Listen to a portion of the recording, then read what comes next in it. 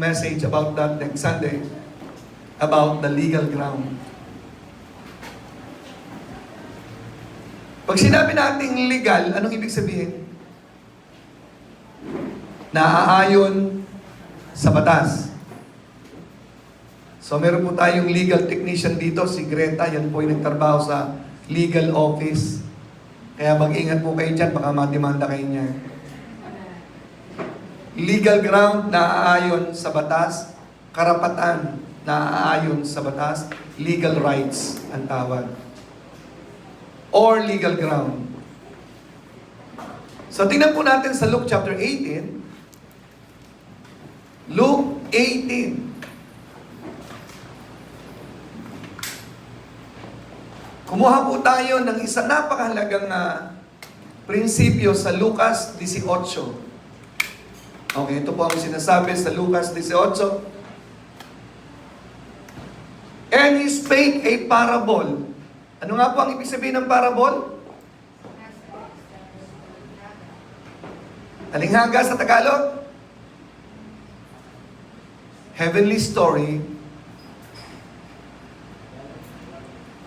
Earthly story, baliktad, with heavenly meaning. Ano yung parable?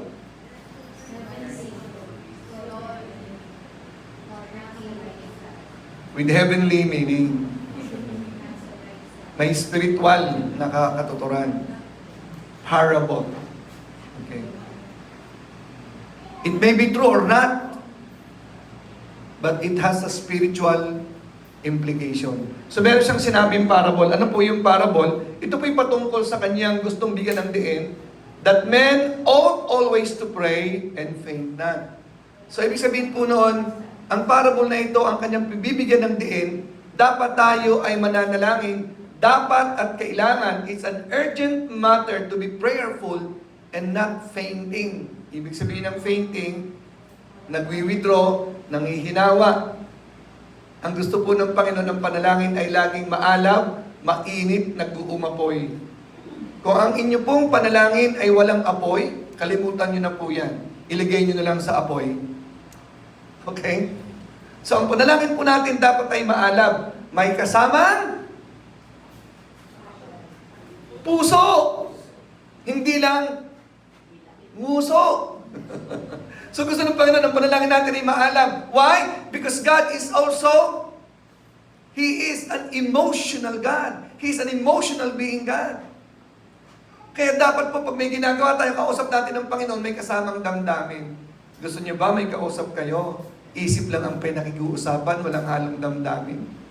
Alam niyo po bang effective na communicator? Conversationalist? Emotional. Nararamdaman mo kanyang mga sinasabi. Di ba? Hindi yung pagkausap mo, kala mo nakatingin sa'yo, iba naman ang iniisip. Walang damdamin, walang kwentang kausap po yan. Ang masarap na kausap ay may mga action pa. Di ba? Kasi Dennis, masarap kausap yan kasi may sound pa yan pagka nagkikwento. Magandang teacher ng mga bata yan, si Dennis. Kailan kaya siya magtuturo ng mga bata? Ay, alam mo, si Dennis, observa niya pag nagkikwento. May ganun pa eh. So may damdamin, ika nga, di ba? So yun po yun. So a good conversationalist ay may damdamin. No? Pag ako pa nagsasalita dito at walang damdamin, hindi parang radyo lang yan. Wala kang mararamdaman. So gusto ng Panginoon ay may damdamin. The issue of fainting is about the emotional fire. Emotion is very important, though it does not mean that all emotions are valid. But emotions, okay, based on truth, is very, very important. Okay? Ito na po yung kanyang parable. Verse 2. There was in a city a judge. Ang judge na ito, dinidescribe na hindi natatakot sa Diyos, walang takot sa Diyos, walang pakialam sa tao. Walang puso. Di ba? Walang puso sa bayan. Para mga politikong nagkamal-kamal ng mga bilyon-bilyon. May puso sa pera, walang puso sa bayan. Verse 3. So, yun po yung judge sa city, ano? And there was a widow in that city. Mayroon ding widow doon sa city. She came unto him saying, "Avenge me of mine adversary." Ipagtanggol mo ako sa aking kaaway, kalaban. Okay? So bakit po judge ang nilapitan? Hindi po ito katulad ngayon na pupunta ka sa judge sa Makati or judge ng korte. Uy, tulungan mo ko, ipagtanggol mo ako. Ang judge po natin sa present days, hindi po nagtatanggol. Ang lawyer po ang nagtatanggol. Di ba? Ang judge, humahato lang. So yung context po nito, Israel po yan. Tandaan niyo ba yung Book of the Judges? Ang Book of the Judges, sila po yung nagtatanggol sa bayan. Kaya yun po yung context. Kapag hindi niyo lang ang background, hindi niyo makakatch up to. Okay? So ang kanyang nilapitan, yung judge, tagapagtanggol sa bansang Israel nung unang panahon. Okay? So nilapitan niya, humihingi siya ng tulong. Tulungan mo ako, ipagtanggol mo ako. So yun po yung background. Sa verse 5, teka muna, verse 4. Tingnan muna natin yung verse 4. So humingi siya ng tulong, pero sabi doon, the judge would not for a while. So, nang primero, yung judge ayaw magbigay ng tulong.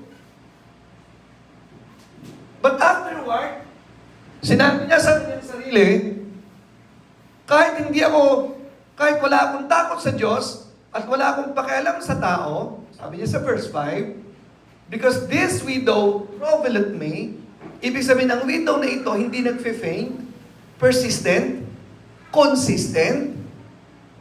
Okay? So take note of that. Consistent, persistent. Ay, ipagtatanggol ko siya dahil baka niya ako mapeste. Oh, lest by her continual coming, she weary me. Baka utasin ako nito, ayaw kong tantanan, hindi ako titigilan, tutulungan ko na lang. Okay niyo? So yun po yung nangyari. Lumapit siya, humingi siya ng tulong. Okay? Sabi po ng judge, tutulungan ko na lang, she might weary me. Okay? Tingnan po natin yung susunod sa verse 6. Ito po yung pinaka-punchline dito ng Panginoon. And the Lord said, hear what the unjust judge saith. Ibig sabihin nun, take note doon sa sinabi ng judge, ha? Ano ba yung sinabi ng judge? Nare-recall nyo? Bakit ko siya avenge? Kinukulit ako eh. Persistent, consistent. Tulungan ko na lang to. Yun ang ibig sabihin ng Panginoon. Doon po tayo papasok. Okay? Kaya ang sabi niya, men ought always to pray and faint not. Kumusta po yun yung prayer life? Maalab po ba? Uulitin ko, pag walang apoy ang panalangin mo, ilagay mo na lang sa apoy. So this is a call for us to become maalab, maningas ang ating panalangin. Okay? So mamaya malaman po natin anong kinalaman ng prayer na yan sa legal rights. Okay, tingnan po natin sa verse 7. Ang kanyang pinapoint out doon, yung judge na yon, wala siyang takot sa Diyos, wala siyang pakialam sa tao, pero dahil persistent, consistent yung babaeng widow, tinulungan niya. Ang sabi niya sa verse 7, hindi baga tutulungan din ng Diyos ang kanyang mga elect na laging nananalangin sa Kanya, consistent din at persistent? Nakita niyo? Okay? So verse 8, I tell you that He will avenge them speedily. Ibig sabihin po nun, sinasabi ko sa inyo, kung kayo ay persistent and consistent sa inyong pananalangin, okay? Ipagtatanggol ko kayo, sasagutin ko yung inyong kahilingan. Yan ang ibig sabihin niya. Consistent ka ba? Persistent ka ba? Maalabagay yung mga prayer mo. Yan ang inihingi ng Panginoon. At ang the word speedily, hindi po yung mabilis. The word speedily, with all my heart, I will give you with all my might what you want. Yan ang ibig sabihin ng Panginoon. Why? Anong basis niya? Persistent and consistent. Pangalawa, you are my elect. Nakuha niyo? Ibig sabihin nun, may karapatan ka sa tulong niya. You have your legal right for God to avenge or to bend down or to grant whatever you request in prayer. Yun ang ibig sabihin po niya. Okay, ito na po yung comparison. Kung yung judge nga na walang takot sa Diyos, yung judge nga na walang pakialam sa widow, tinulungan yung widow, ay ako pa kaya na inyong amang nasa langit? Ako pa kaya na Diyos na nagmamahal sa'yo? Ako pa kaya na Diyos na may malasakit sa'yo? Ang hindi ko speedily ibibigay ang kailangan mo? Amen? So kinukumpare ng Panginoon ng kanyang sarili doon sa unrighteous judge. I am your loving Heavenly Father. Amen? I'm not like that judge. Pero yung judge na yun, kahit siya'y masama, tumulong siya. Ako pa kaya? So I am giving you the assurance that you have your legal right from me. Amen? Ang kailangan lang ng Diyos, boldness, persistence, consistency sa panalangin natin. Magugult kayo sa sunod na sinabi niya. Bakit mo susunod na sinabi niya sa verse 8? Nasa 8 na tayo, ang bilis mo, ano? Mukhang minamadali mo ata ako eh. Ha? I tell you the truth. Hindi ganda ng ating microphone. Meron pa bang kalaban dyan? Hello? I tell you. Nasa na yung, yeah? I tell you that He will avenge them speedily. Sorry, ito pala yung kanina. No? Nevertheless, when the Son of Man cometh, shall He find faith on the earth? Bakit parang ibang nagbago? Na-observe niyo? Bakit second coming na pinag-uusapan dito? Kanina is about not fainting in prayer. Ngayon, pag dumating ba ang Panginoon, the Son of Man cometh, this is about second coming. Shall He find faith on the earth?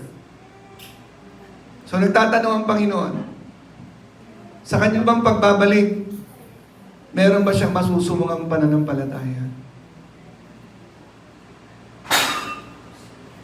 Bakit po nagbago yung tema? Alam niyo ba kung bakit? Okay. Pag binasa niyo po yung chapter 17, it's about end times. So ito pong kanyang sinasabi ay nakasandwich po ito sa end times. Ibig sabihin po noon, simula noon hanggang ngayon sa end times, naghahanap ang Diyos ng pananampalataya. Or may mga tao bagang nagtitiwala sa Kanya. O meron ba mga tao na nag-exercise ng kanilang pananampalataya? God is hungry to see faith on earth hanggang end times. So yun po yung point niyan eh. So napakahalaga po talaga ng prayer. Kasi ang prayer po talaga, doon natin ini-express ang pananampalataya. Kaya nga po, ought men to pray and faint not. Kasi prayer is praying in faith. Kaya po magkasama po yung fainting not, or meaning withdrawing not from your faith. Or sa Cebuano pa, dili mulubad ang imong pagtuo. No? Nasaan dito si RB? Wala si RB? Wala. Okay. So yung pananampalataya mo ay hindi kumukupas. Mainit, maalab, yan ang hinahanap ng Panginoon dito sa lupa. Kaya ang tanong niya, pagbalik ba niya, meron ba siyang masusumpungang pananampalataya dito sa lupa? Meron ba? Kapag ba siya ay tumingin dito sa city ng Taguig, meron ba siyang makikita mga taong nagtitiwala sa kanya? Dito kaya sa Life of Grace? Lumakas ng konti eh. Konti lang eh. Sa palagay nyo kaya, kapag nakita ka niya ng Panginoon, may makikita siyang pananampalataya sa'yo? Amen. Uy, mas lumakas, mukhang totoo, no? So ngayon, makita po natin dito, ipagtatanggol ka ng Diyos kasi meron kang tinatawag na legal right. Okay, so yun po yung topic natin. Sasagutin ng Panginoon ang iyong mga kahilingan at magaganap dahil meron kang legal right. Okay. So tatlong bagay po sa legal right. Number one, the provision of the legal right. Number two, the precaution. Ano yung precaution sa legal right? Precaution yung kasi bakit hindi mo mararanasan ang legal right mo. Pangatlo, the performance of the legal right. So tatlo lang po. Pero atin po munang tinan ng background, ano po ba yung legal right at legal ground na pinag-uusapan natin? Okay? Nung tinukso ng Panginoon, nung tinukso ng Diablo ang Panginoong Jesus, matapos siya mag-fasting in Matthew chapter 4, ang sabi po ng Diablo, oy, gawin mo ngang tinapay itong bato. Anong sabi ng Panginoon? Man shall not live by bread alone. Then, isa pong linya na sinabi po ng Diablo, oy, sambahin mo ako, ibibigay ko sa iyo ang buong mundo. Bakit po ang Diyos hindi naman nagsalita? Sinabi niya na, ang Diyos lang ang sasambahin mo. Hindi sinabing, ibibigay mo yung mundo? Ako kaya ang may-ari nito. Ano ka, hilo? Ba't hindi sinabi ng Panginoon yun? Bakit? Okay. Sino ang unang-unang may karapatan sa mundo na nilagay ng Panginoon bilang hari ng mundo, bilang Diyos ng mundo? God means government. It was Adam. Adam was the first God created by the God of gods to be the God of the world that God created. To govern, to manage, and have dominion dito sa mundo. Si Adam, siya ang may legal right galing sa Ama na may likha ng langit at lupa. Okay, naintindihan niyo na po? Nung magkasala si Adan, okay, yung legal right ni Adan nalipat kay Satanas. So nagkaroon siya ng legal right sa mundo na ating tinitirhan na siya ang maging God of this world. Okay, balikan po natin 2 Corinthians 4:4. Ang tawag ng Biblia kay Satanas ay God of this world. Tingnan po natin. Okay. In whom, small letter G, the God of this world hath blinded the minds of them which believe not.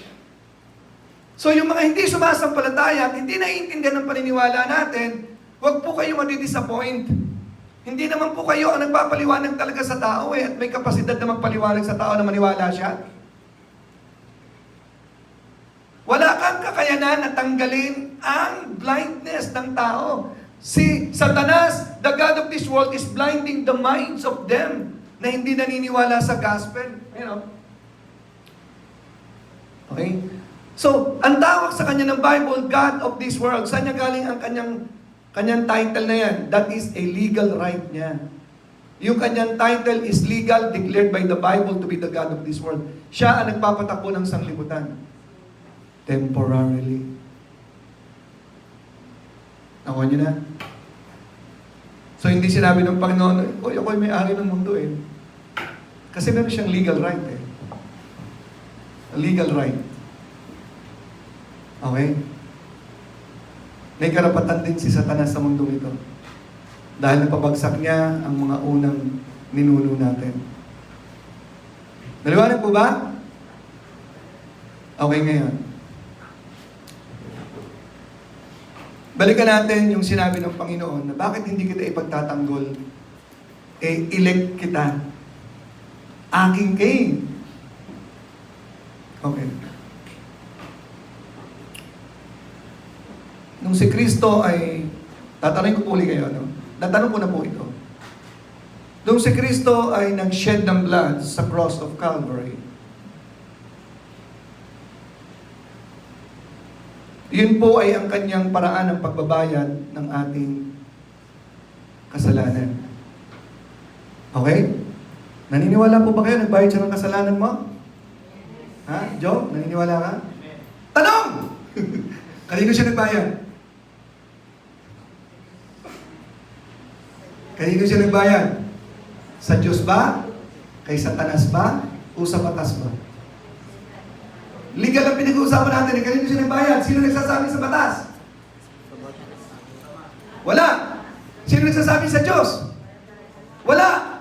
May isa. Sino nagsasabing kay Satanas? Kay Satanas daw, pakita sa kamay. Kasi naka-record ho tayo, naka-CCTV tayo. Doon sa hindi nagtaas na kamay, pwede na kayo umuwi. Ay, alam niyo nung babes, natatandaan ba yung tanong ko na yan? Kanino siya nagbayad? Sa Diyos, kay Satanas at sa batas, tatlo ho yung kanyang binayaran. Sin is a violation of God's holiness. There must be a punishment, and He did it. Sinatisfy niya ang batas, ang holiness ni God. Ang batas na nilagay ni Moses, okay, that we have transgressed, yung batas na nilagay ng Panginoon sa paraiso, was transgressed. Transgression is a violation of the law. Christ lived a perfect life. Wala siyang transgression. He satisfied the law. Tayo naging alipin ni Satanas. Slaves tayo ni Satanas. Dahil sinatisfy niya ang batas, nag-shed siya ng kanyang blood, dineliver niya tayo sa kanyang sa pagkaalipin kay Satanas. Kaya si Satanas, wala nang magagawa sa atin. Pinalaya niya na tayo. Tayong mga anak ng Diyos, okay, ay nagkaroon ng legal right na maging Diyos ng sanglibutan uli, katulad ni Adan. Malalim pong salita. Okay, ganito po yun. Ibaba po natin ng konti. Sabi ng Panginoon, atin pong tingnan, first point, the parameter of the legal rights. Okay? Ano ba yung legal rights natin? Bilang mga anak ng Diyos. Tayo ay naging anak ng Diyos legally sa pamamagitan ng kamatayan ni Kristo. We are legally adopted.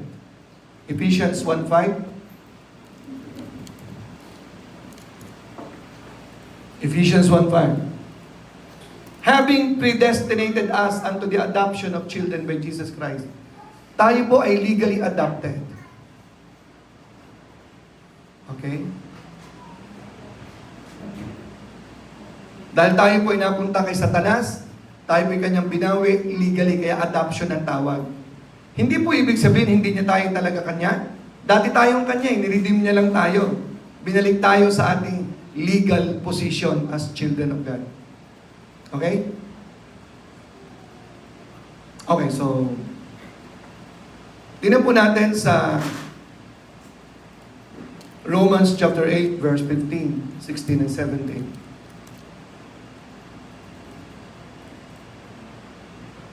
For you have not received the spirit of bondage again to fear. Read it with me now. Together. But ye have received the spirit of adoption, whereby we cry, Abba, Father. The only people on the planet Earth that can call God Father are those people who are legally adopted, who receive the spirit of adoption. Is that you? Amen. Verse 16. The Spirit itself beareth witness with our spirit that we are the true blue-blooded children of God. Amen? Okay. Verse 17. And if children, then what? Heirs. We are legal heirs of God. Heirs of God and joint heirs with Christ. If so be that we suffer with Him, that we may be also glorified together. So tayo po ay legal na mga anak ng Diyos. Okay. Para maintindihan po natin ano yung parameters ng ating legality or ano yung karapatang meron tayo. Ha? Anong karapatan mo sa Diyos? Anong meron ka? sa Diyos na karapatan. Nung namatay ang magulang mo, anong namana mo? May namana ba kayo nung namatay ang magulang niyo? Ako, meron akong namana dito. Yun ang aking, sa mama ko po to. Ito, na-restore po sa akin ng kapatid kasi yung pong original na ganito, nawala po yun sa akin. Sa totoo lang, naisang lang ako nung araw. Air Force kasi yung father ko, ninang babes, kaya yung aking ring, ganito yung original. Binalik lang po, na-restore. So this is, sa aming magkakapatid, nung namatay ang father ko, ako po yung nasa hospital. Nung namatay ang mother ko, ako rin yung nasa hospital. I'm blessed, right? Nabuhat ko yung mother ko papuntang hospital. Ang bigat. Pero nakaya ko po. Kaya nakita ko, grabe nakakatuwa. Nung namatay ang father ko, I was there in the hospital. Ako nag-alaga sa kanya sa hospital. Ako nakabantay sa kanya doon sa Biluna. From Cebu. Yeah, okay naman. Ang father ko, napakalungkot ng aming last moment. Okay. So, yun po yung mga naman ako. May relo ako, pero wala na. Naman ako sa father ko. Pero pinakamahalaga po doon yung ring. Gold ring po kasi yun. Golden po ito. Kung isasangla po natin to, medyo aabot siguro ng mga 900. Hindi, joke naman. Kala niya. Okay, so tuloy po natin. Anong namanan nyo? Eto, mamanahin natin to right now. Hindi ho ito hintay nating mamatay para tayo magmana. Kayo po ba? Meron pa kayo pamamana sa anak nyo? Si Sister Ora po, tinitrain niya po yung mga anak para ipapamana niya yung kanyang oracle business. Yung oracle business po, yun po ay kapahayagan ng kanyang pananampalataya. Yung effectivity po niya, nandun po yung kanyang faith manifested. Okay? Okay, we are now on the first point, the parameter of the legal rights. Okay. Ang katulad po natin actually ay prodigal son. That is in Luke chapter 15. Huwag na po natin tingnan. Mamaya may verse ako bibigay doon. Ang prodigal son, umalis po sa poder ng ama, naging alipin ng kanyang bisyo at kasalanan, nagsugal, nag-prostitute sa Las Vegas. Okay? Yun po yung nangyari sa atin. Dati tayo nasa langit eh. We belong to God originally. We belong to God originally in eternity past. Pinili ka na ng Diyos. Kaya nga elect ang tawag kanina eh. Elect. Di ba? Elect before the world began. Dati tayong kanya napunta sa kasalanan, just like the prodigal son, at pagkatapos, binalik uli sa pamamagitan ni Jesus Christ. Kaya ang tawag po natin sa Christianity is a restoration of our glorious life in eternity. Nakas po nyo? Kaya tumatay po yung prodigal son bumalik, na-realize ng kanyang kasalanan. Ang sabi niya, uuwi ako sa bahay ng aking ama. Kahit hindi na ako ituring na anak, kahit alipin man lang, at least nasa puder ako ng aking ama uli. Nung siya'y umuwi na, gutay-gutay ang damit, amoy baboy kasi galing siya sa babuyan. Di ba? Nung makita siya ng kanyang ama, nandoon nagbabantay sa pagbabalik ng kanyang anak, at agad siyang tinakbo ng kanyang tatay. Hindi upang paliparin ang flying kick. Walang iyang anak, hindi po. Siya po'y inakap at hinalikan. Kahit amoy baboy. That's the love of the Father. At pagkatapos pagbalik niya, ikuha ng balabal niya, the robe of royalty. Ibalik ang kanyang robe. Hindi ko alam kung pinaliguan muna, no? Isuot ulit yung singsing. A token of authority. Oy, yung sandals, ibalik yung sandals. A token of dignity. You are restored fully. We are restored fully as the bona fide, blue-blooded children of God, heirs of the kingdom. Heirs of God. Okay? Inutusan niya ang kanyang servant, "Oy, piliin ang pinakamatabang baka. Magpipiesta tayo. Nagbalik loob na ang aking anak." Amen? Nagpiesta po sila. Okay? In-invite po si Mark Olaguer bilang isang host ng kanilang pagtitipon. Joke lang mo, nabanggit ko lang si Mark Olaguer. So may fiesta po kasi, may celebration po kasi. At pagkatapos, dumating po yung isang anak pa. Tinawag niya ang servant, "Hoy, bakit meron kasi yan sa bahay natin?" Sabi po ng servant, kasi yung kapatid mo bumalik na. Pinagpatay ng baka ng tatay mo. Nagalit po siya. Okay? Tingnan po natin sa verse 29 of Luke chapter 15.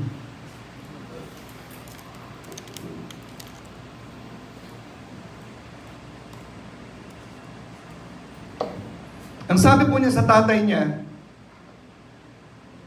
and he answering said to his father-in-law, okay, magtataka, bakit father, tapos naging law? Lolo, hindi ho yun, ibig sabihin niya. Sinagot niya kanyang tatay, "Lo, behold, lo, this many years, naglilingkod ako sa iyo. Hindi ako nagkasala sa iyo, napaka-faithful ko sa paglilingkod ko bilang anak mo, naging masunurin ako. Faithful ako. Anytime, thy commandment, sinusunod ko siya. Nanunumbat. Faithful akong anak mo. Hindi ko nilabag ang lahat ng rules mo rito. Pero ni isang kambing man lang, para makakaldereta namin ni Tikboy, hindi mo man lang ako binigyan. Pero itong anak mong ito, nagwaldas ng pera. Paikot-ikot sa mga beer houses doon sa Pasay. Ngayon bumalik, pinaghanda mo pa, unfair ka, tatay, grabe ka naman. Isang kambing nga lang, di mo ako binigyan eh. Di ba?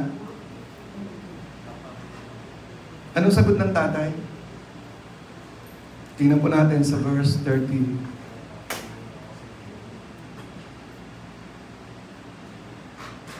Verse 31.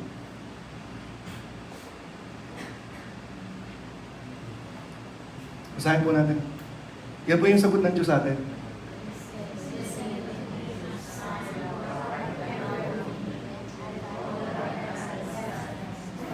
We are talking of the legal right. What is the parameter of the legal right? Anong karapatan mo sa Diyos? Sagutin mo, Jong. Anong karapatan mo bilang kasang anak ng Diyos? Ano sabi ng Diyos sa verse 31? Tikboy. Ngingiti-ngiti ka dyan eh. Anong karapatan mo sa Diyos? Anong karapatan mo sa Diyos? Sagot! Sabi ng Ama, halika nga rito, ano ka ba naman? Tutok-tokan kita eh. Kaya no? Thou art ever with me, kasama kita dito. At lahat ng meron ako sa buong kaharian ko, iyo! Kung ikaw yun, ha? Alam mo, hindi po ito pa faithfulan eh. Hindi po ito pa banalan na hindi ka makabasag pinggan. Hindi ho yun ang gusto ng Lord. Kaya ang tanong niya, balikan natin, will I find faith on earth? Kaya mo bang paniwalaan kung sino ka? At anong karapatan mo sa akin? Yun ang ibig sabihin po niyan eh. Okay. The precaution. Ano yung meron doon? Para hindi mo ma-realize ang iyong karapatan. Yun po yung topic ko last time. The legal ground ni Satan. Okay, ganito po yung korte po natin nag-ooperate. Sino po dito na-demanda na, please? Huwag po kayong mahiya. Na-demanda na, yung dalawa sa likod. Nakulong? Yes. Nakulong sa bisig ni Dennis, si Alex. Ito po yun, ano? Pag meron kang kaso, okay, at napanalo mo yung kaso, mag-i-issue ang korte ng desisyon. Okay? Na dinidesisyonan ang iyong pagkapanalo at nakasite doon ang mga legal rights mo. Nakalagay doon ang ebidensya bakit ka nanalo. Halimbawa po ang pinag-uusapan, sino may-ari ng bahay na yan. So, napag-desisyonan ng korte ng judge, ikaw yung nanalo. Okay? So, para po mo siya makuha yung bahay na inoccupy ng iba, mag-i-issue po ang judge ng tinatawag na writ of execution. I-implement po yun as your legal right sa bahay na yun. I-turn over ng korte sa pamamagitan ng mga sheriff yung bahay na yun sa'yo. Okay? Yung kalaban po na natalo, binibigyan po ng 20 days to file the temporary restraining order para hindi ma-implement ang writ of execution. Yan po yung korte natin po. Ano ba, na-desisyonan po, halimbawa, ang bahay nito ay pag-aari na ni Dennis. Okay? Pero nandun pa po yung mga nag-occupy. So mag-writ execution po yan. Ang sheriff pupunta doon, palalabasin po yung mga tao doon sa loob. Back up po yan ng government, back up po yan ng lahat ng PNP, para umalis po yung mga tao doon. Conveyance of property ang tawag. Okay. Possession. Okay. Ipopossess mo na siya ngayon. Okay. Pag nag-file po yung kalaban, okay, ng temporary restraining order, ibig sabihin, huwag mo nang i-implement within 20 days, so magpipresent po siya ng tinatawag ng ebidensya. Ang tawag po doon is legal ground. Bakit ako nag-u-oppose sa writ of execution? Meron siyang panibagong natuklasang ebidensya. So yun po ay paglalabanan nila sa Court of Appeals. The Appellate Court of Manila. So ngayon, ang atin pong mga karapatan sa lahat ng bagay, unang-una, para hindi po siya ma-implement, at maranasan natin ang ating karapatan, unang-una, ang problema, hindi mo alam. May karapatan ka pala sa lahat ng bagay, hindi mo alam. O ngayon, alam mo na iyan? May karapatan ka sa lahat ng bagay. Ano ba yung lahat ng bagay?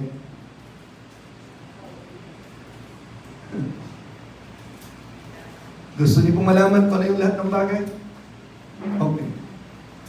Simulan po natin sa Luke chapter 10, verse 22.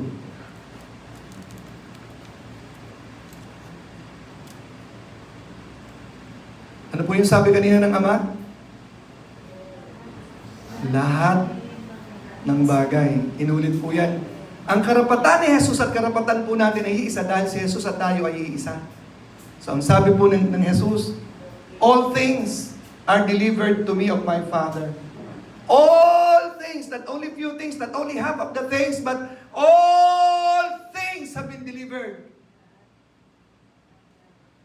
Kung dineliver ng Panginoon ito, ng Ama sa kay Jesus, si Jesus at tayo ay isa, ibig sabihin nun, we are co-heirs with Christ, binanggit kanina doon, we are co-heirs of all things of the Father in the kingdom. Amen? I-specify po natin naman. Sino yung nag-amen? Ako, magiging preacher yung ano. Gagayahin niyo yung ginagawa natin. Amen? Okay. Matthew 28, verse 18. All things. Simulan po natin. Anong sabi dyan? And Jesus came and spake unto them, saying, all power is given unto me.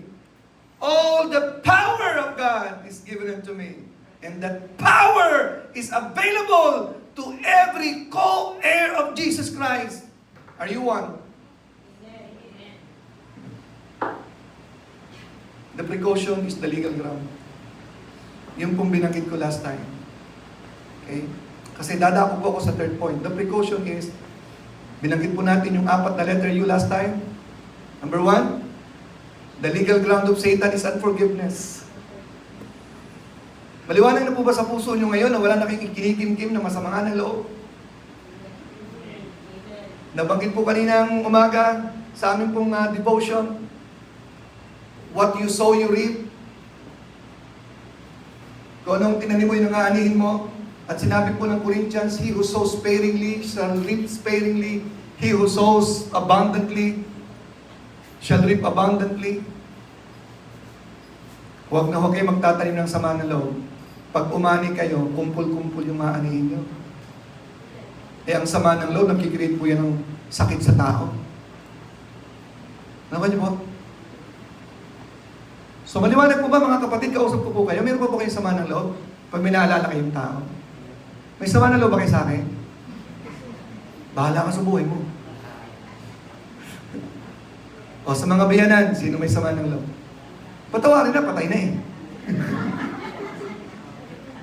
Ha? O yung mga utang na hindi nagbayad. Patawarin na. O yung boyfriend mo dati, nakinaliwa ka. Patawarin na. Legal ground po yan ni Satan. Jayang, hindi ka nangiti dyan ha. Wala kang boyfriend ha. Wala ha. O, nakikinig tatay mo sa video. Ano? Ikaw, meron? Ungratefulness. Ang taong hindi mapagpasalamatin ay may pusong nagko-complain sa maraming bagay sa buhay. Ang tunay na pagpupuri sa Diyos, na buong-buong pagpupuri ay walang hinanakit, walang sama ng loob sa anumang bagay, punong-puno ng contentment, kaya lumalabas sa Kanya ang tunay, wagas, dalisay na pagpupuri sa Diyos. Doon lamang manggagaling yan sa pusong wala nang kinikimkim at wala nang itinatago sa Kanyang puso.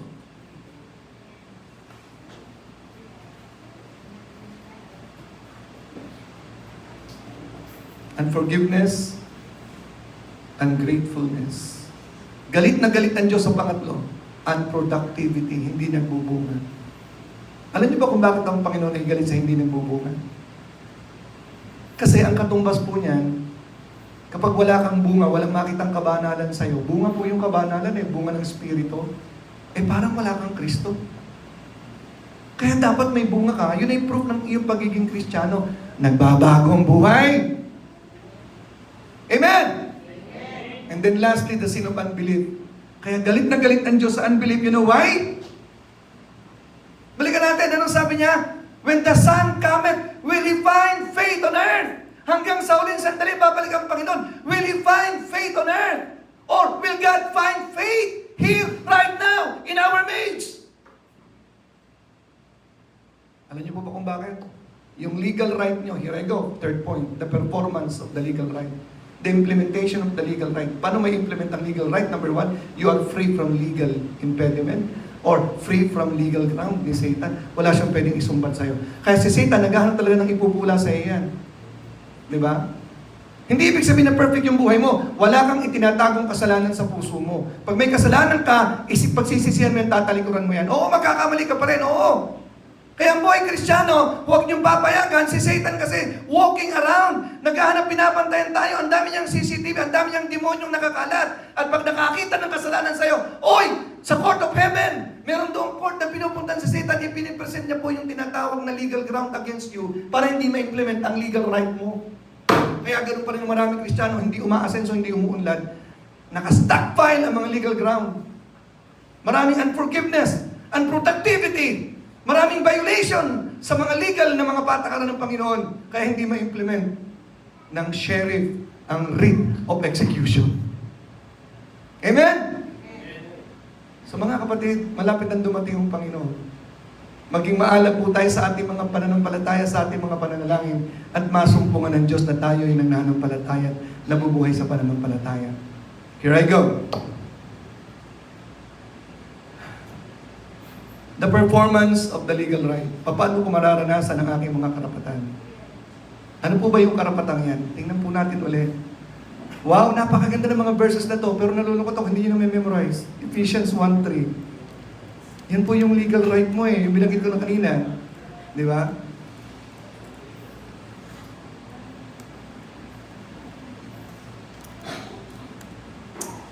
Basahin po natin. Blessed be the God and the Father of our Lord Jesus Christ, who hath blessed us with all the spiritual blessings encompassing all the material blessings. Pag sinabing spiritual blessings, all the power, all the rights, binigay sa atin ng Panginoon sa lahat ng bagay sa langit. 2 Peter 1:3. Binasa ko kahapon to sa inyo. Iyan sa Bible study natin.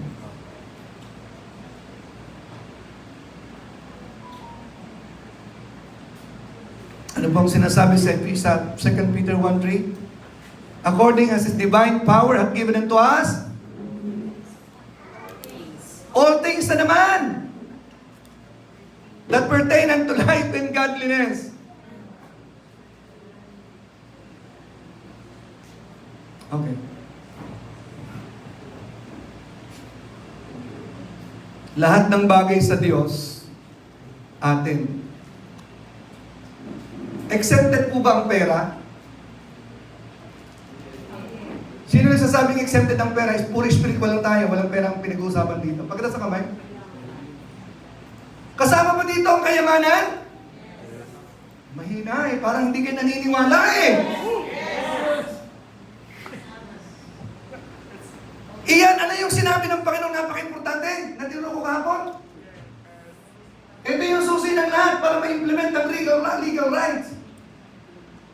According to what you believe, so be it unto you. Hindi mangyayari ang legal rights kapag hindi mo pinaniwalaan yan. Sorry ka na lang.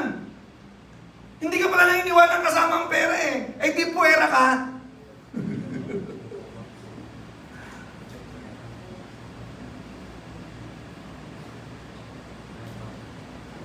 Janet, kasama ba ang kagalingan sa karamdaman? I'm looking forward to seeing Janet standing without the wheelchair here.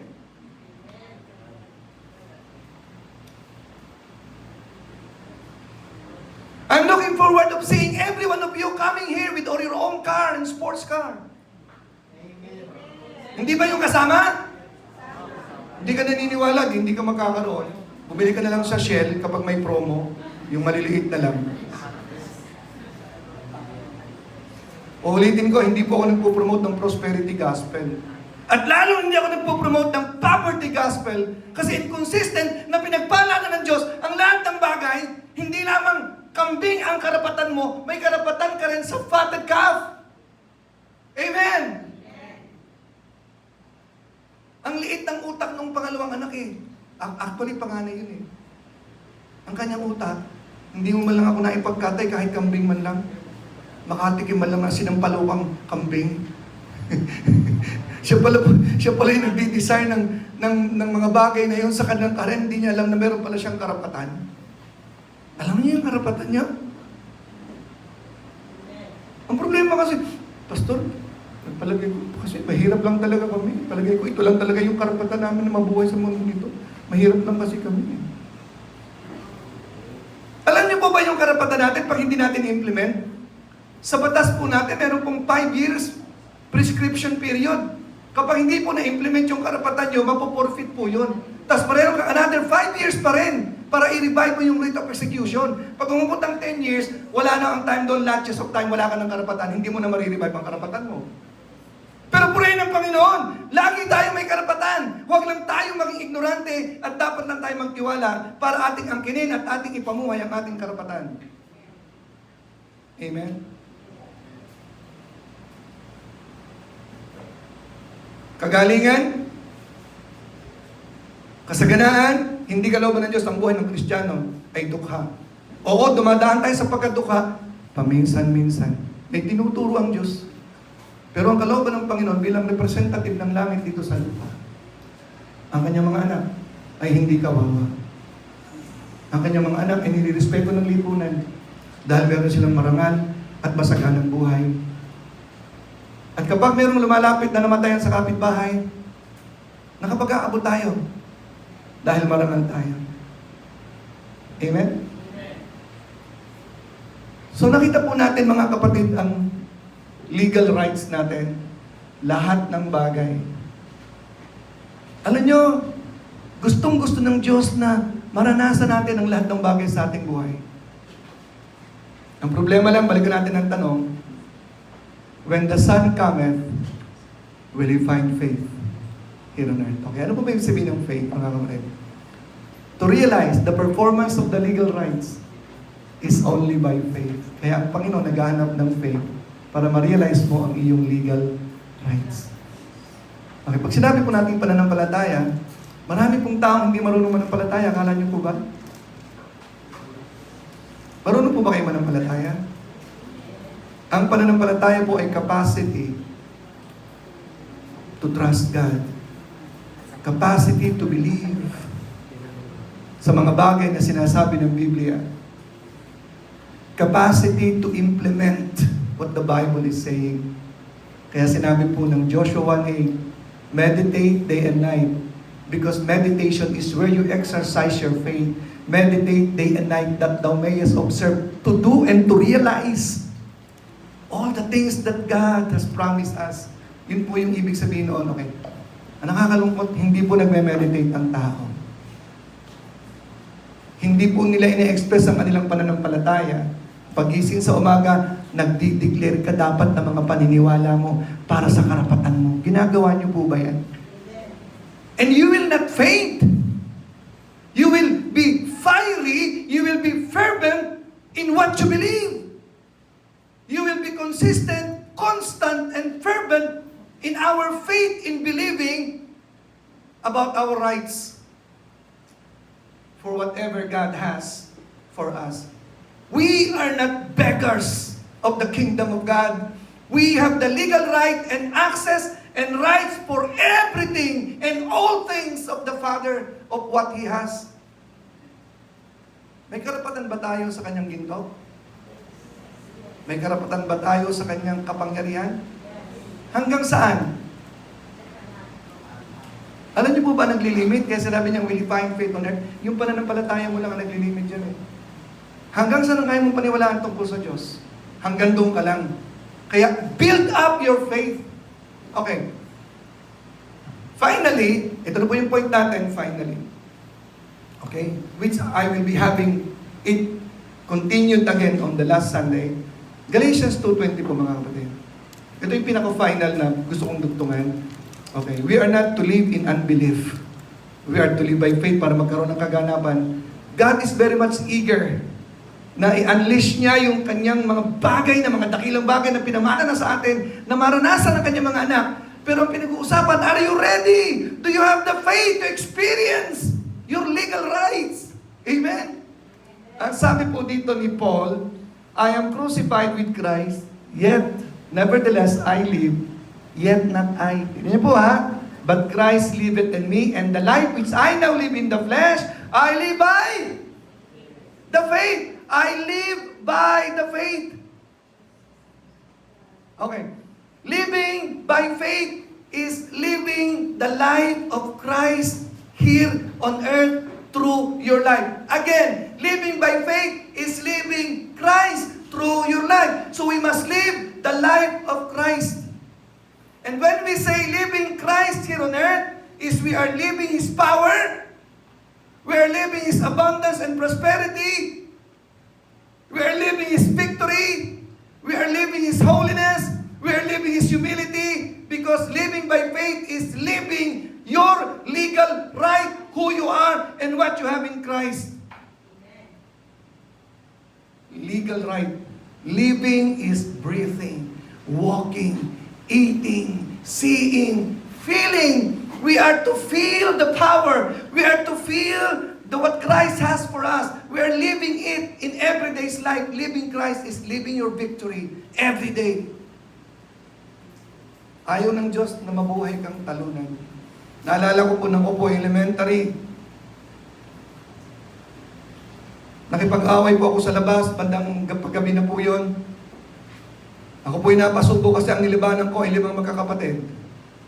Nag-iisa lang po ako. Dahil ang alam ko, ako po'y tinuruan ng karate, in-apply ko po doon. Lumusob po yung 5 sabay-sabay. Ginawa ko lahat kong magagawa, mga kapatid, bagsak. Tama ka doon, ako yung bumagsak. Umuwi po ako sa bahay, umiyak ako. Ay, nagalit ang papa ko sa akin. Ayaw niyo makita ang kanyang anak ay umiiyak at talunan. Kinuha niya yung itak, binigay sa akin. Oh! Bumalik ka doon! itaking ko yung mga kalaban ko. So ganun po yung Diyos, ayaw ng Diyos na makita kang talunan. Ayaw ng Diyos na makita ka at ang image mo sa lipunan ay pobre. At laging bisita mo si Judith at saka si Manny. Araw-araw si Manny, araw-araw si Judith. Judith sa G-Gibbs, Judith sa Gilo, sa Home Credit. Amen? Now, do you know your legal rights? And we will continue with that next time. Living by faith is living your life according to what you have. You're living your prosperity. You're living your victory every day. You're living your greatness because you're living the life of God in you. Wow! Wow! I am living the life of God. I am walking my divinity. I am walking my prosperity. I am walking my health. I am walking my wealth. I am walking my holiness. I am walking my humility. I am walking in love and in truth. Tayo pong natin tumayo.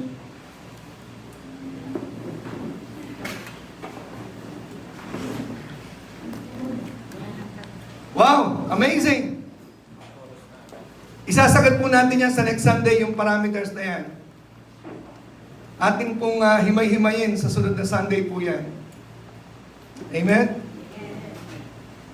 Wow. At maranasan po natin yan sa buhay na ito bago pa po dumating ang Panginoon. Again, pag tumitingin ba sa iyo ang Panginoon, will He find faith in you? God is asking you today, as God is looking on you right now, will He find faith in you? What is your answer? Yes, Lord, I am full of faith in me right now for my legal rights. Amen? Jaya, one more verse as we close. 2 Chronicles 16:9.